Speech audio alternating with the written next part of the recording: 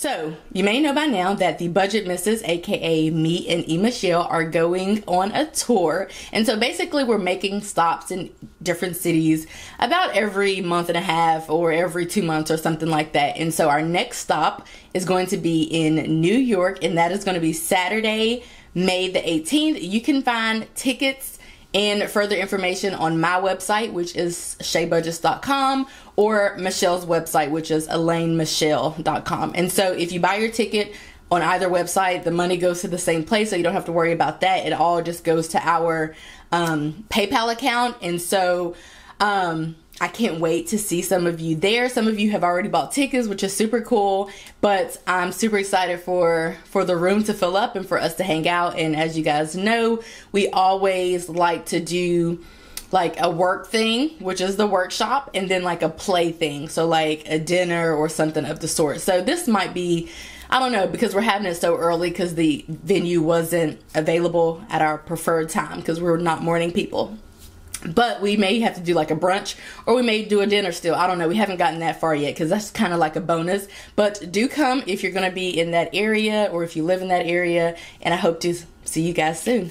Hello everyone and welcome back to my channel. So in today's video, I want to share with you guys how I control my spending. This video is in collaboration with Keisha and E.Michelle, and I will link their channels up here so you guys can check them out as well. We're all going to be doing videos about how we control our impulse spending. So if you're interested in hearing about that, then please keep watching.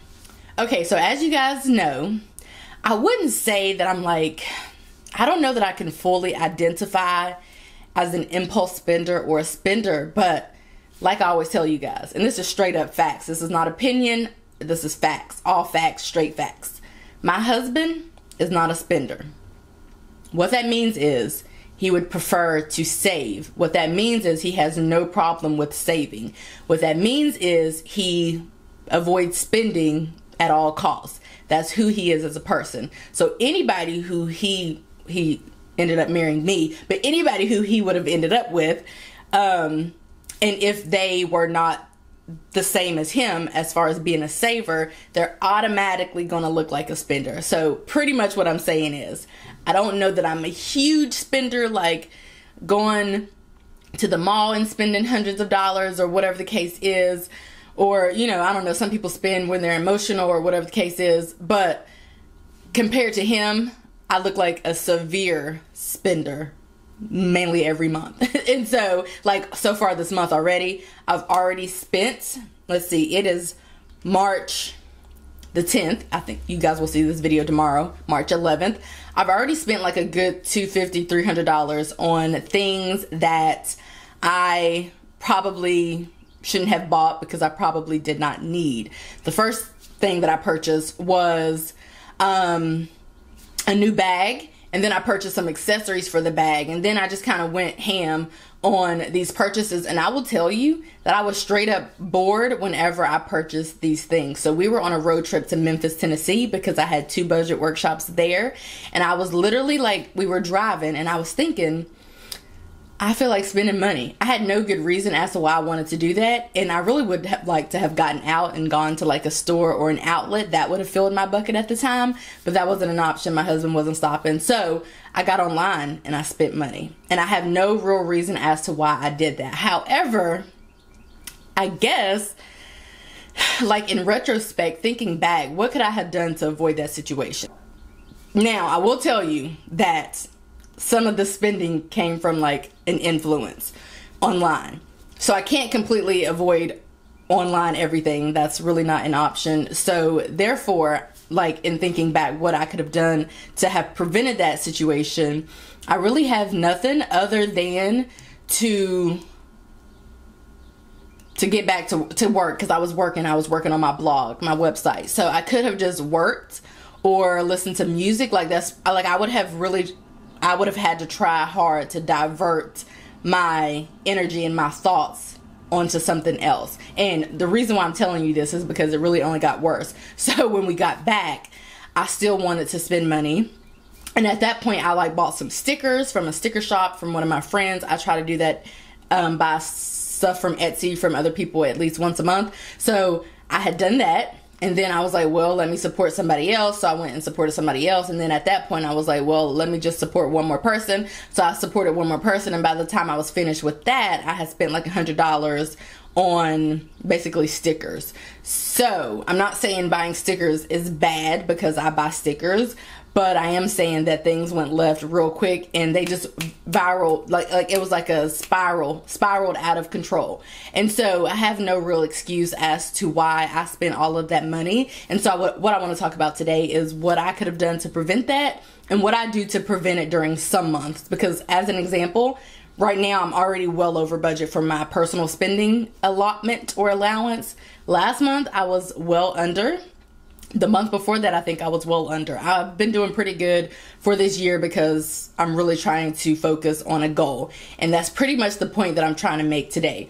I have no, outside of using a coping skill and taking some deep breaths, or to go on a jog, or to do something to divert your mind onto something else, I have no real information to provide that I've been successful with, because that's the only information I try to provide. Not anything that I would do. I try to avoid doing that because that's opinion and I like to bring people facts. So outside of doing something like that to divert your mind from wanting to spend, one thing that I do, or the way that I found success, is to stay like focus on, eye on the prize, staying focused on my goal. So if you don't budget every month, if you're not intentional with how you want your funds to be allocated, if you don't have any goals, that kind of thing, then I imagine that it would be much more difficult to stay on track, or to kind of get back on track, because you don't really have a track. So for me, I know now, like, I can't really spend any more money this month. Like, I may end up spending a few dollars here or there, but I'm pretty much like at my max. Anything beyond that would cause us to be like severely off track. And I'll tell you why I spent the money. I spent the money because I've already earned additional money this month due to various engagements and stuff like that. So I was kind of rewarding myself, which that's another video. That was kind of my personal rationale behind that. So I know that if I do any further damage, we are going to be derailed and it's not going to be a good look. And so therefore, having that goal, which our goal is to put about $3,650 towards my husband's student loans this month, because we're trying to get them paid off by August. So if we, like, that's the goal. I set that goal. We know that goal. We set it together. I see the goal. I see the loan that we're trying to pay off, which that's an entire loan, which will leave him with like 4 loans then, which would be great. But I know that that's a thing and that's a goal. And so I know that I have to really try to prevent any further damage if we want to meet that goal. Because I'll be honest, I am very goal oriented, and to not meet that goal would cause me great pain. I'm just gonna be honest. Like, I don't like not meeting goals. So therefore, because I have that goal and I have it's embedded in my brain, in my memory, it's hung up. We have a chart over here. It's in my planner. It's everywhere. The goal's written everywhere. Because I have that goal, I'm able to kind of reel myself back in, if you will. Again, I kind of did that overspending this month because I had brought in additional money that I didn't account for, essentially. So I was like, you know, free money, which it's not, obviously. We could have put that towards the loan or towards savings or whatever. I will say I didn't, you know, it hasn't been the worst month, but it's only the 10th of the month and I've spent like $200, if not more. Probably about $200, which is kind of a problem because my allowance is $100, but that's neither here nor there. The point that I'm trying to make is keeping my eye on that prize helps a whole lot. Also, I'm gonna be honest with y'all. Having an accountability partner. So naturally, my husband is my accountability partner. I do not have to go search down anybody or to have a friend as an accountability partner, or a random person or something like that, because I have a live-in accountability partner, and I know that I'm accountable to him just like he's accountable to me, because we have shared finances, and I don't want to let myself down and not meet the goal. I don't want to let him down and not meet the goal. So really, in the back of my mind, I kind of have him there and like I'm over wherever the devil is, that's me, and then the angel's him, like whatever. The angel over here, whatever, that's our situation. But having him in the back of my mind and his student loan and the goal that we have right now, having all of that in the back of my mind helps me to reel it in. But honestly, those are pretty much the only two things that I have found success with.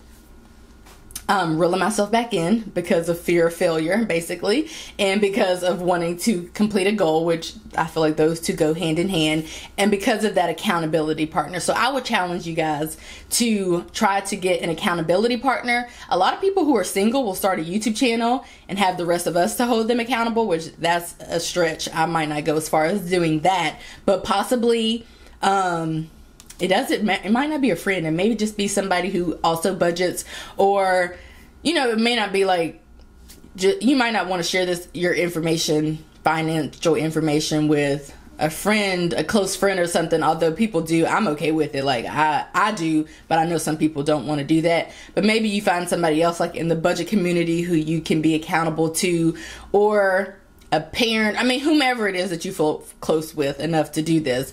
That would be my recommendation, is to find an accountability partner, because that helps a whole lot. Otherwise, honestly, before thinking about like, oh my gosh, I have to stop or we won't meet this goal and I'm gonna be in trouble, without thinking about that, I probably would have gone on to, because there are still things on my want list. I go through spurts. Sometimes I want a whole bunch of stuff. Sometimes I want a few things. Sometimes I don't want anything at all. It just all hits me and I'm just like, you know, spending, I want all the things or I don't want all the things, which I guess it kind of evens itself out, because if you think about it, the money that I've overspent this month, well, that's because we do I'm going on a tangent here, but that's because we do our allowance differently. Some people just are given an allowance or personal spending money, whatever. I'm not, whatever. Some people are given an allowance or take an allowance, and whatever they don't spend, they don't get to keep. Well, we don't really do that. We just put the money back into the budget, if that makes any sense. So technically, I'm just kind of making up for what I didn't do in January and February, but still that's my rationale, which is probably a justification right now that I'm doing at this very moment. But either way, the fact still remains the same, that I've spent way too much money this month and I have no real reason as to why I did it. But I do have tips and ways that I was able to reel it back in, if you will. Reminding myself and being honest with myself. Okay, if you do any more damage, things are going to be like, it's going to be a hot mess. So you're not going to meet the goal. If you keep spending like this, you're not going to meet the goal. It's just not going to happen. And then also thinking about what happens if I don't meet that goal. Girl, if you don't meet that goal, it's going to be, I wish I could say what I really want to say, but I'm on national television. I'm just kidding. But I'm on a public platform, so I'm going to keep it to myself. But if we don't meet the goal, if I come back, and I am kind of accountable to you guys, although mainly accountable to my husband, but I also try to think about what would happen if I didn't meet that goal. Like, who would that affect? It's more than just me. So I know that probably was not like, those were not like real tips and tricks on how to control impulse spending, but honestly, I sometimes can control it, I sometimes cannot. But whenever I am spiraling out of control, those are things that I think about to get me back on track. So I hope that you guys enjoyed this video and that you took something from it. I know it was a little bit all over the place. I really enjoyed filming this video and sharing with you guys at least my thought process behind that. Again, I hope that you guys enjoyed this video, and I will see you in my next one. Bye, guys.